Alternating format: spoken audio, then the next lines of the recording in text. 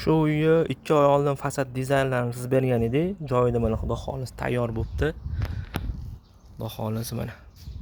Oddiy qurib qo'yilgan edi. Biz fasad dizaynlarini zamonaviy qilib, shohona holatda o'zgartirib berdik. Mana korobka holati bu hozir.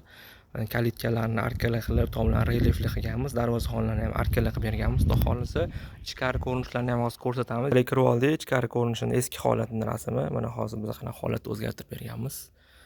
Ko'rasizlar.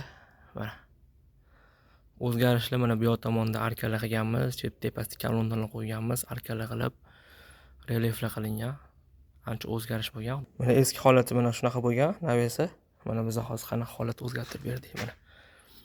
Naveslarni ham arkalar qilib, kolonnalar qilib, shu zamonaviy qilib shohona holatga o'zgartirib berildi. Xudo xolis bu fasadlar travertin toshdan bo'ladi. Fasadlar bitgandan keyin ham qo'yishga harakat qilamiz.